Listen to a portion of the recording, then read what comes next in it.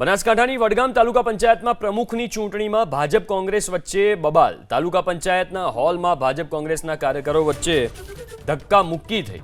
ભાજપે કોંગ્રેસના એક ઉમેદવારને ઉઠાવ્યા હોવાનો આરોપ લાગ્યો છે। તો બનાસકાંઠાની વડગામ તાલુકા પંચાયતમાં પ્રમુખની ચૂંટણીમાં ભાજપ કોંગ્રેસ વચ્ચે બબાલ થઈ છે। તાલુકા પંચાયતના હોલમાં જ બંને પક્ષના કાર્યકરો આમને સામને આવી ગયા, ધક્કા મુક્કી કરવા लाग्या। ચૂંટણી પહેલા તો આવી ઘણી બબાલો આપણે જોઈ, હવે આ ચૂંટણી બાદની બબાલ। ભાજપે કોંગ્રેસના એક ઉમેદવારને ઉઠાવ્યા હોવાનો આરોપ લાગ્યો છે।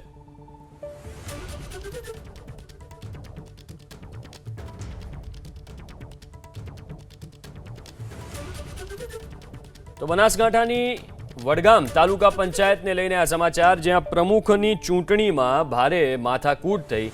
ભાજપ અને કોંગ્રેસના કાર્યકરો ઉપસ્થિત હતા, બંને આમને સામને આવી ગયા। આરોપ એવો લગાવ્યો કોંગ્રેસે કે ભાજપે એમના કાર્યકરને ઉઠાવી લીધા છે। આ આરોપ ઉમેદવારને ઉઠાવી લીધા છે, આ આરોપ લગાવવામાં આવ્યો છે। ભાજપ કોંગ્રેસના કાર્યકરો આમને સામને આવી ગયા, બંને વચ્ચે ધક્કામુક્કી પણ થઈ। આ દ્રશ્યો તમે જુઓ સ્ક્રીન ઉપર, ગેટ पर કેટલા બધા લોકો જમા થઈ ગયા છે। ગેટ પર ધક્કામુક્કી થઈ, જે બાદ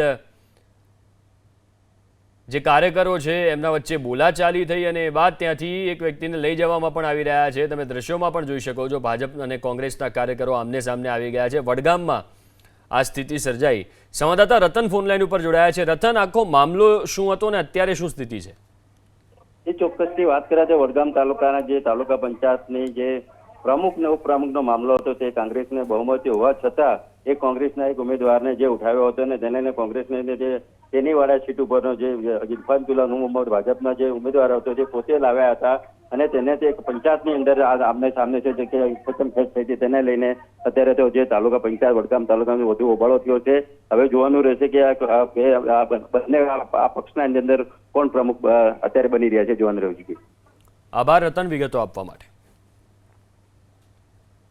તો દ્રશ્યો તમે જોઈ શકો છો, ભાજપને અને કોંગ્રેસના કાર્યકરો વચ્ચે ધક્કામુક્કી થઈ છે। આરોપ એવો લાગ્યો છે ભાજપ ઉપર, કોંગ્રેસે આરોપ લગાવ્યો છે કે તેમના ઉમેદવારને ઉઠાવી ગયા હતા અને તાલુકા પંચાયતના પ્રમુખની ચૂંટણીમાં પંચાયતના પ્રમુખની ચૂંટણીમાં આખો વિવાદ, ચૂંટણી માટે આખો વિવાદ સર્જાયો છે। કાર્યકરો વચ્ચે ધક્કામુક્કી રીતસરની થઈ છે।